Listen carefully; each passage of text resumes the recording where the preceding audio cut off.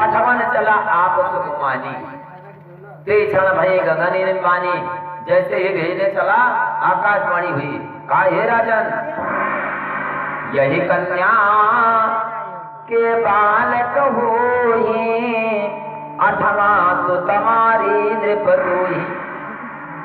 राजा कंस, जिस कन्या को तुम भेजने जा रहे हो बड़ी हंसी खुशी से, इस कन्या के 8वें गर्भ से जो पुत्र पैदा होगा वो तुम्हारा काल होगा, वही तुमको मारेगा। जैसे ही इस आकाशवाणी को कंस ने सुना, तुरंत रथ से कूद पड़ा और अपनी तलवार को निकाल लिया और अपनी बहन देवकी का केस पकड़ लेता, बाल पकड़ करके और तलवार को चलाया। कहा कि ना रहेगा बांस ना बाजेगी बांसुरी। जब पेड़ नहीं रहेगा तो फल किसमें लगेगा, मैं इसे काट डालूंगा। वसुदेव जी हाथ जोड़ करके खड़े हुए, कहा राजन, ये उचित नहीं। अभी अभी ये आपकी बहन है, इसके पैर में महावर लगा हुआ है, गांठ मेरी जोड़ी हुई है, रथ से उतरे नहीं है, और आप इस स्त्री की हत्या कर रहे हैं, आपको बहुत बड़ा घोर पाप लगेगा, ये बात ठीक नहीं, इसको छोड़ दीजिए। कंस कहता है वसुदेव जी से, यही हति तुम्हारा परणी हम आना, तब बोले वसुदेव सुजाना। कंस कहता है वसुदेव तुम चिंता न करो, हम इसको मार देंगे और तुम्हारा दूसरा विवाह करवा देंगे। वसुदेव जी हाथ जोड़ करके खड़े हुए, कहा राजन, मैं आपको वचन देता हूं कि इसके जितने बच्चे होंगे हम आपके दरबार में ला करके आपको देंगे, आपकी जैसी इच्छा होगी वैसा करना। वचन दिया तो कहा ठीक, छोड़ दिया। जब छोड़ दिया तो प्रथम पुत्र पैदा हुआ देवकी के कुछ दिनों बाद। उस बालक को लेकर के वसुदेव जी गोदी में उठाया और जाकर के राजा कंस के समक्ष रख दिया। कहा राजन, मैंने वचन दिया था कि देवकी का पहला पुत्र जन्मा है, अब आपको देने के लिए आए हैं, जैसी आपकी इच्छा हो ऐसा कर। कंस ने देखा, कहा भैया ये तो बड़ा सुंदर बालक है। कंस के दया आ गई, कहा बड़ा सुंदर बालक, ले जाओ भैया इसको ले जाओ, इसको हम नहीं मारेंगे। वसुदेव जी मानो परा पा गए, बहुत खुश हुए, उस बालक को लेकर के देवकी की गोदी में ला करके डाल दिया। कहा बच गया बच्चा। इतने में सज्जनों थोड़ा सा भगवान का नाम लें आप लोग। श्रीमन नारायण नारायण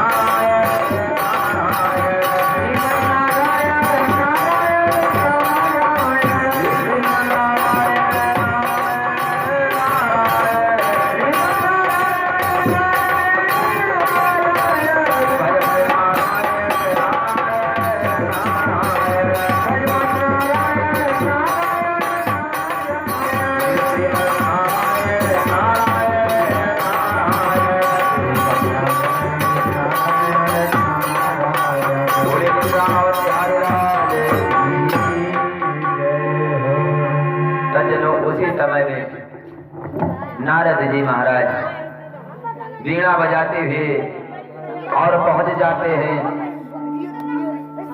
कंस के दरबार में। और कंस से जैसे ही पहुंचे, कंस सिंहासन से अपने उठा और नारद जी को प्रणाम किया और कहा, ऋषिराज आज आप मेरे यहाँ आ गए। प्रणाम करता है और कहता है, एक करो मुनिराज, एक करो मुनिराज, आज आए मुनिराज है आज मेरे चमन करो स्वीकार मुनिराज।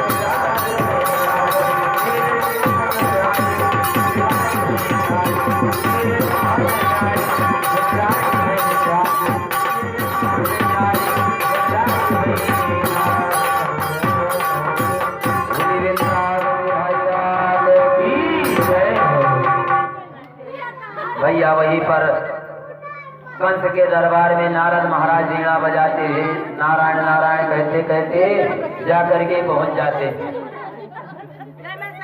शांत रहो। जहाँ पर इस प्रकार से दैत्य उत्पन्न होते थे और उनको कोई मारने का जुगाड़ नहीं होता था, वहाँ पर नारद जी पहुँचते थे। नारद जी ने सोचा कि ऐसा दुष्ट पापी कंस जिसने बालक को छोड़ दिया, अब भला भगवान इसको कैसे मारेंगे? अगर ये सारे बालकों को छोड़ देगा देवकी के तो जीवित रह जाएगा। अब कुछ करना चाहिए। नारद महाराज पहुंच गए। कहा, राजा कंस तुमने बहुत बड़ी भूल कर डाली। कहा, मुनिराज वो कैसे? कहा, रे अपने मुट्ठी में शत्रु पा गए और छोड़ दिया, आपकी बुद्धि भ्रष्ट हो गई। अरे कहा, मुनिराज ऐसा नहीं है, देवकी का 8वां पुत्र मेरा काल है और ये तो प्रथम पुत्र है। जब इस प्रकार से कहा तो नारद जी ने कहा, राजन देखिए, जमीन में 8 रेखाएं खींच दिया नारद जी ने और राजा कंस से कहा कि एक तरफ से गिनती करिए। तो भैया जब एक तरफ से गिनती किया तो 8 लकीर वो पड़ी थी और कहा, राजन अब उधर से गिनिए इधर को। जब उधर से इधर गिना फिर 8 पूरी हुई। उसकी बुद्धि को भ्रम में डाल दिया। कहा, इसमें आप ही बताइए कौन सी 8वीं है कौन सी पहली? इधर से भी 8 पड़ती है, उधर से भी 8 पड़ती है। कहा, हाँ ये बात तो ठीक, लाओ जल्दी से उस बालक को ले आओ। तुरंत आदेश किया और बलदेव जी से बालक को ले आए। एक पत्थर की बहुत बड़ी शिला पड़ी थी और उस बालक का पैर पकड़ करके और उसी पत्थर पर पटक देता है, सदा के लिए समाप्त कर देता है उसको। ऐसा अत्याचार करने लगा। इसी प्रकार से 6 बालकों की हत्या कर दिया देवकी की। देवकी जी की गोदी सोनी हो गई, बहुत बड़ा दुख पाया। भगवान से प्रार्थना करती हैं कि बढ़े पाप पृथ्वी गरुआनी, शिव विरंचित बिनती ठानी। जब बहुत पाप घोर हो गया, सभी देवताओं ने देखा कि कंस का अत्याचार बढ़ रहा है, तो सभी लोग एक जगह पर इकट्ठा हो जाते हैं और जाकर के भगवान शंकर जी के पास पहुंचे। कहा, भोलेनाथ, कंस का पाप बहुत बढ़ गया है, कोई उपाय कीजिए। देवकी के 6 बालकों की हत्या उसने कर दिया। तो जब ऐसा वचन कहा, भगवान शंकर जी ने कहा कि इसमें मेरा कोई बस नहीं है, ब्रह्मा जी से जाकर के मिलो। सभी देवता लोग ब्रह्मा जी के समीप गए, ब्रह्मा जी से प्रार्थना किया। ब्रह्मा जी ने कहा, मेरा कोई बस नहीं है इसमें, भगवान का नाम आप लोग लो, वही कल्याण करेंगे। देवताओं के साथ में भगवान भोलेनाथ भी गए थे ब्रह्मा जी के यहाँ। सभी मिल गए जहां भगवाना, स्तुति करत भय विधि नाना।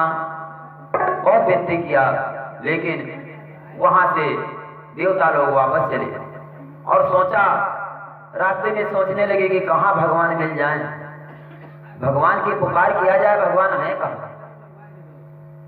तो चलो, भगवान शंकर जी ने गिरिजा जी से बताया, पार्वती जी से, कि तेहि समाज गिरिजा मैं रहे हूं, अवसर पाए वचन यक कहूं।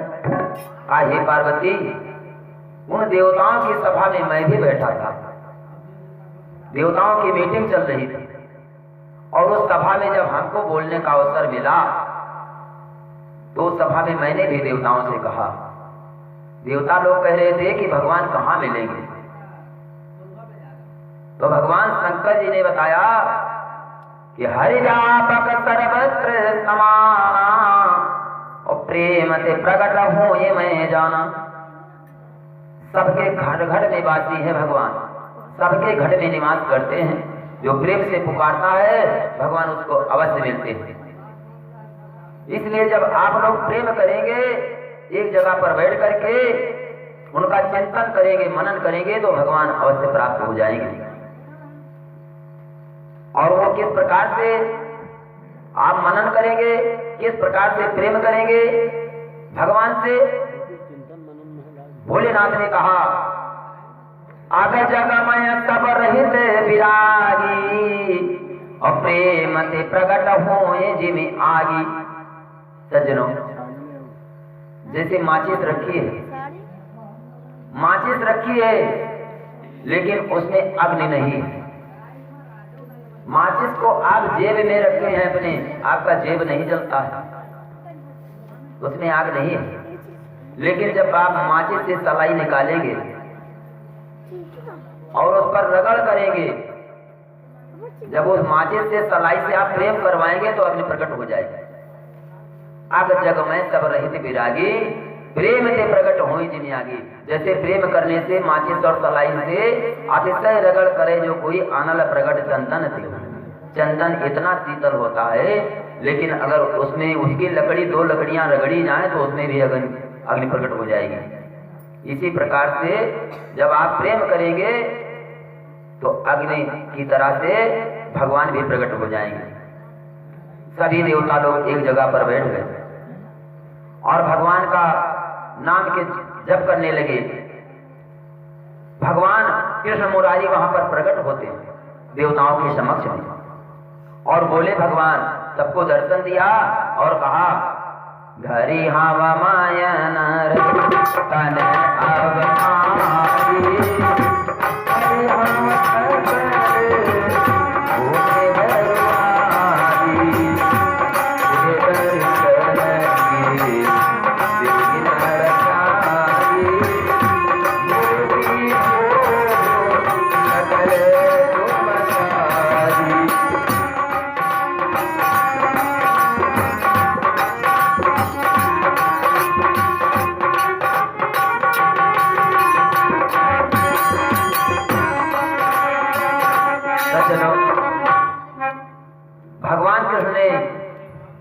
देवताओं से कहा कि जा करके गोकुल में तुम लोग गोपी और बाल के रूप में जा करके अपना भेष धारण करो, गोकुल में निवास करो।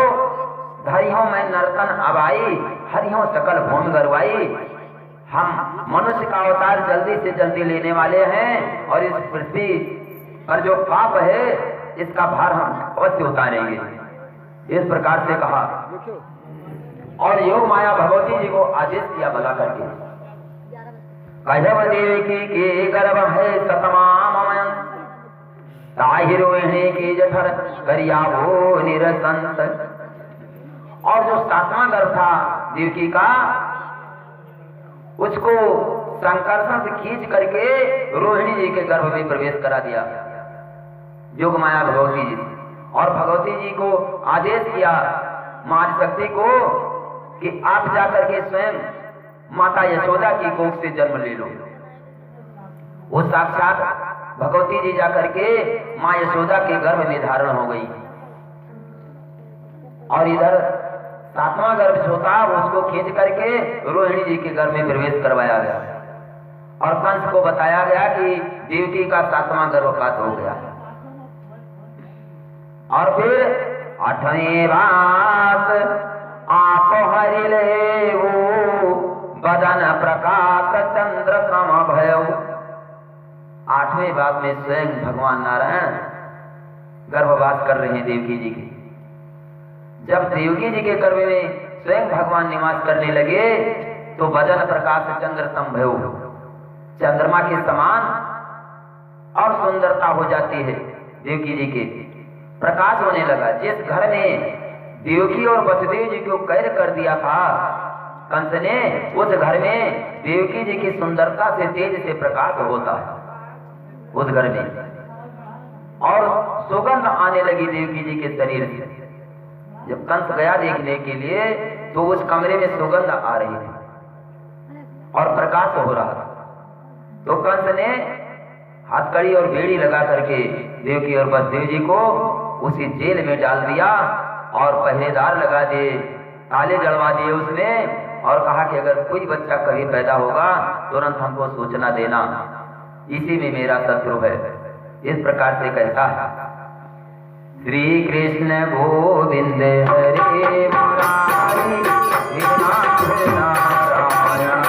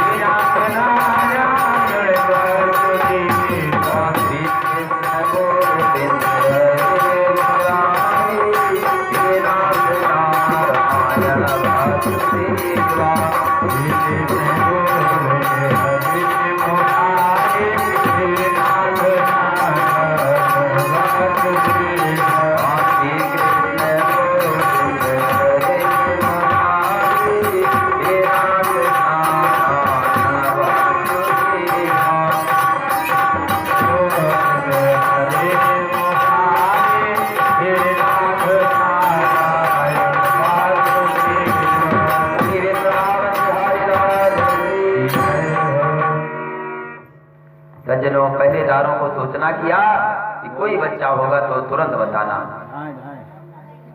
भगवान जिस समय भगवान का जन्म होना है, सारे देवतागण आकाश में बादल छा गए, रिमझिम रिमझिम की फुहारें पड़ रही हैं और सारे देवतागण उस जेल के आसपास परिक्रमा कर रहे हैं, घूम रहे हैं कि आज भगवान का अवतार होगा। सज्जनों, ऐसी काली अधियाली भादों का महीना है, रिमझिम रिमझिम बरसात हो रही। सज्जनों सब कुछ आधा था। इधर आधी रात को कंस पैदा हुआ है, उसका जन्म हुआ है, जिसको भगवान मारेंगे। और भगवान श्री कृष्ण जी का आधी रात के टाइम 12 बजे उनका जन्म हुआ है। और पक्ष भी आधा था। तिथि अष्टमी थी, 8, 8, 16। जैसे 15 दिन का भी पाक होता है, 16 दिन का भी होता है। आधा पाक भी था, आधा चंद्रमा भी था, आधी रात थी, रोहिणी नक्षत्र था, वो भी आधा बीत चुका था, और बुधवार का दिन था। इस प्रकार से सब कुछ आधा था। ये सब भगवान की लीला है। अब देवकी जी उन पुत्रों के वियोग में सोच रही, और इधर केवल अंतिम पुत्र बचा हुआ है, पैदा होने वाला। कंस का डर लगा है। वसुदेव जी से देवकी जी रोती और कहती,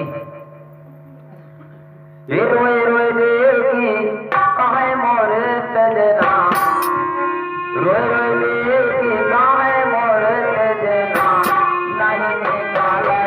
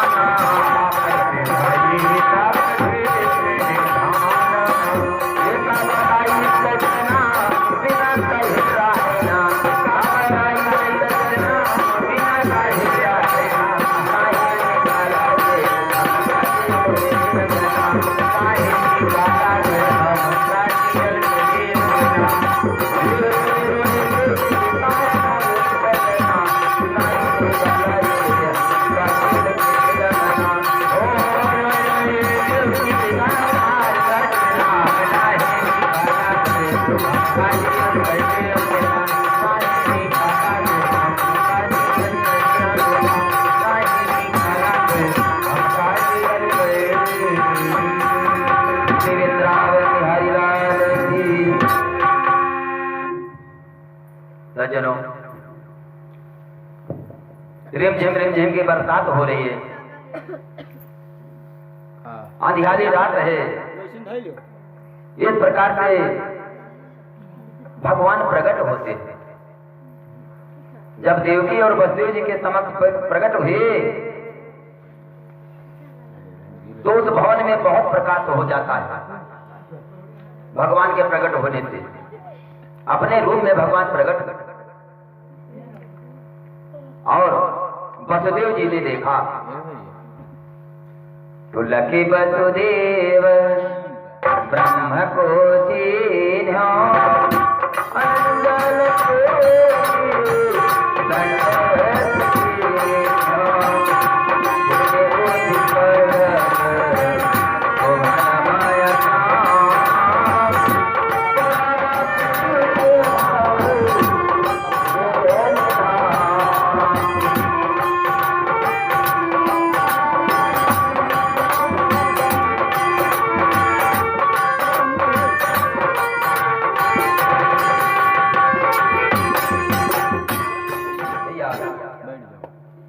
कपड़ा आवा है। भगवान जब प्रकट होते वसुदेव जी देखने लगे उनकी सुंदरता छवि को। लख वसुदेव ब्रह्म का चिन्हो अंजल जोरी दंडवत की। कहा प्रभु आपको कहीं मैंने देखा है, पहली बार भी देखा है। कहा हाँ ठीक कहते हो। लख वसुदेव ब्रह्म का चिन्हो अंजल जोरी दंडवत की। पुण्य उठ कहो तुम्हें नहीं जाना, परम पुरुष हो तेज निधाना। बड़े तेजवान पुरुष आप हैं, कहीं आपको मैंने देखा। भगवान ने कहा कि पूर्व जन्म मोहि तुम जोही, याच हो बर तुम समसुत होई। कहा कि पूर्व जन्म में तुमने विनय किया था, तपस्या किया था कि तुम्हारे समान हमको पुत्र चाहिए। पूर्व जन्म मोह तुम जो ही याचे ऊपर तुम संसुत हुई। तुमने मांगा था कि तुम्हारे समक्ष समान मेरे पुत्र होना चाहिए। भगत बक्षल में बिरज तुम्हारा, आयो है ते तने तुम्हारा। मैं स्वयं आपका पुत्र बन करके आ गया हूँ। भक्तों की मनोकामना को मैं पूर्ण करता हूँ, इसलिए स्वयं ही आपका पुत्र बन करके आया हूँ। देवकी जी हाथ जोड़ करके कहने लगी ये पुत्र कंसासुर त्राव सतली से भोरा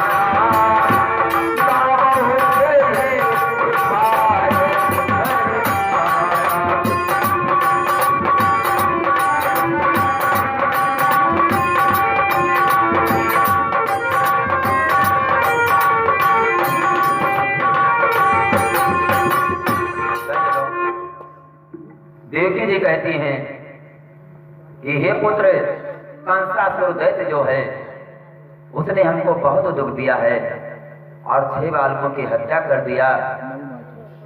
किसी प्रकार से कंसासुर त्रासत निष्घोरा हरो नाथ मम संकट घोरा। और इस प्रकार से कोई उपाय कीजिए बेटा कि जिससे तुम बच जाओ और हम लोग भी बच जाएं। कंस महाखल सुनते आई, तो मही गोकुल देहु पठारी। भगवान कन्हैया जी सुंदर बालक का रूप बना लिया और देवकी जी के गोदी में लेट जाते हैं और रोना शुरू कर दिया। देवकी जी उस रूप को देख करके एकदम मुग्ध हो जाती मारी खुशी के। और भगवान ने कहा कि कंस महाखल सुनते आई तो मैं गोकुल देव पठाई। वो तुरंत आएगा मेरा रोना सुन करके, इसलिए हमको गोकुल को भेजो और वहां पर नंद बाबा के यहाँ पर मेरी ही माया योग माया भगवती जी ने अवतार लिया है, माँ यशोदा की कोख से जन्मी है। उनको अपने यहाँ ले आओ, माता देवकी को दे दो और हमको उनके यहाँ माँ यशोदा के यहाँ भेज दो। ऐसा आदेश किया, जिसके बाद में छोटे रूप बालक का रूप बनाया और रोना शुरू कर दिया। आधी रात का टाइम है। महाराज वसुदेव जी नारे बीमार समेत उठा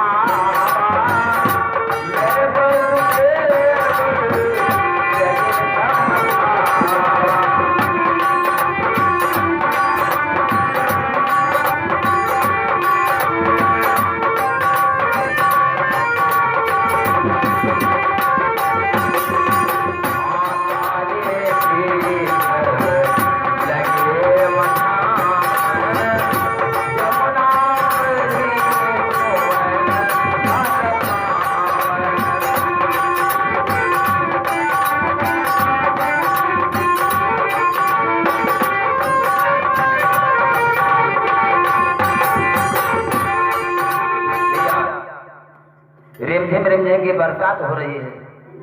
आधी रात है, भयानक रात। जमुना जी का काला काला जल, रिमझिम बरसात हो रही है। नार विमान समेत उठावा सूप ने उठा लिया वसुदेव जी ने और अपने सर पर रखा और चल दिए। धीरे धीरे जब जमुना जी के किनारे पहुंचे और जमुना जी में जब हिलने लगे तो जमुना जी ने सोचा, वाह, साक्षात नारायण आ गए, आज इनका हमको चरण छूना चाहिए किसी प्रकार का। जमुना जी बढ़ने लगी। वसुदेव जी सूप में लिए कन्हैया जी को सर पर रखे हैं और जमुना जी बढ़ती हुई जा रही है कि पैर छूना है प्रभु का। लेकिन इस बात का पता वसुदेव जी को नहीं है।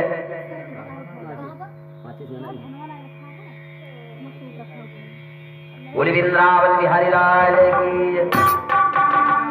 धीरे धीरे वसुदेव जी जैसे ही जमुना जी बढ़ती जाती है ऊपर को, वसुदेव जी और सूप को उठाते जाते हैं ऊपर की मेरे भैया कहीं डूब न जाए, पानी न लग जाए।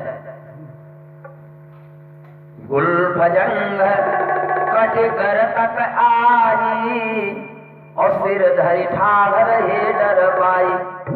गुलफजंग कट कर तक आई, भैया बोली बोली, फिर जांग जांग हुई यमुना जी, फिर गले तक पहुंच जाती। जब गले तक पहुंच गई तो मारे डर के खड़े हो गए। अब आगे नहीं जाना है, नहीं डूब जाऊंगा भैया, मेरे डूब जाएंगे। जैसे ही गले तक यमुना जी पहुंची, खड़े हो गए तो वसुदेव जी को पता नहीं है इस बात का। लेकिन भगवान कन्हैया जी क्या करते हैं कि लखपत प्रभु पासे पाम पतारा और परते वही मुरवन तक धारा। ऐसा पूर्ण कहते हैं। वसुदेव जी को पता नहीं है, सूपे बाहर जब हुए, लेकिन कन्हैया जी ने पीछे से अपना पैर पसार दिया और जमुना जी धीरे से पैर को छू लेती हैं। और जैसे ही जमुना जी ने पैर स्पर्श किया भगवान का चरण, तो परत वही मुरवन तक धारा, तुरंत पौली पौली फिर हो जाती है घट करके।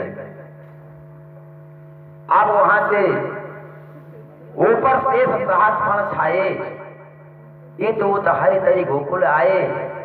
शेष नारायण छाया किए हुए हैं भगवान कन्हैया जी के ऊपर कि भीगने न पाए किसी प्रकार से। अब गोकुल में पहुंचते हैं तो देखते हैं कि कन्या का जन्म हो गया है मां यशोदा के यहाँ। कन्या पलंग पर खेल रही है, मां यशोदा दूसरी तरफ अपना मुख किए हुए पलंग पर विश्राम कर रही है। उनके पीछे साइड में वो कन्या खेल रही है। पहुंच जाते हैं वसुदेव जी कन्हैया जी को लेकर के सूप में। तो प्रवेश महारी भवन के मारी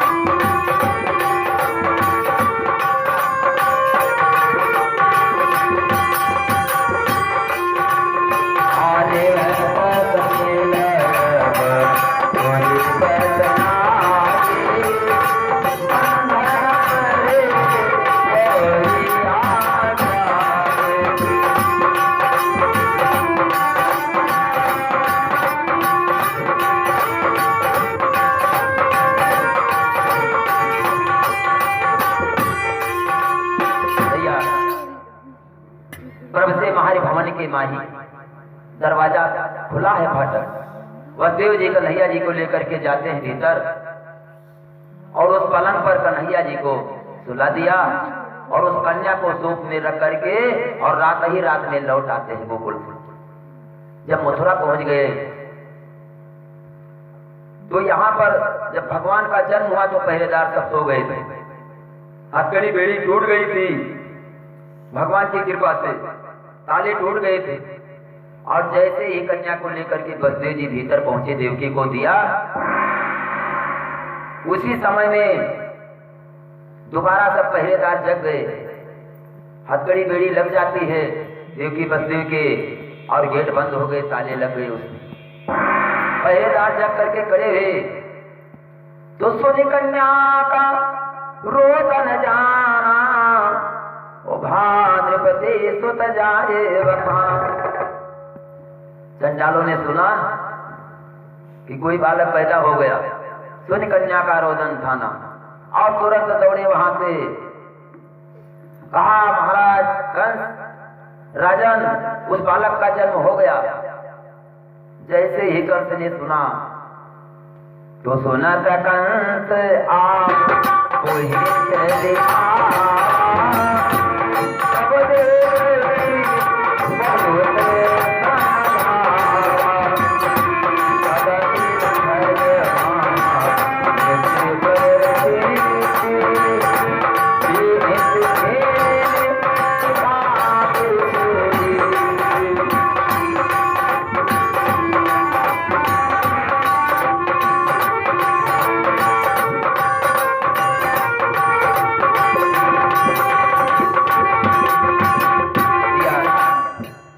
दौड़ता हुआ स्वयं चला आया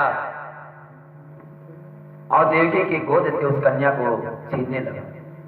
देखा, कहा अच्छा ये भ्रम में डाल दिया, ये पुत्र नहीं पुत्री बन करके आया है, इसने छल किया। खींचने लगा देवकी जी की गोदी से। देवकी जी ने कहा भैया ये मेरी एक पेट कुछनी बिटिया है, गोदी की आखिरी पहचान है, छोड़ दीजिए इसको, मत मारिए, दया कीजिए इस पर। लेकिन वो निर्दयी कंस कुछ मानता नहीं है बहन की बात को और गोदी से छीन लिया। और छीन करके जिस पत्थर की शिला पर उन बच्चों को पटक दिया था, समाप्त किया था, उसी पत्थर के पास पहुंचा और जैसे ये पैर पकड़ा, घुमाया, ऊपर को उठाया, पटकना चाहा तो पटकन लाग शिला पर नीचा और करते तड़प गई नभ बीचा।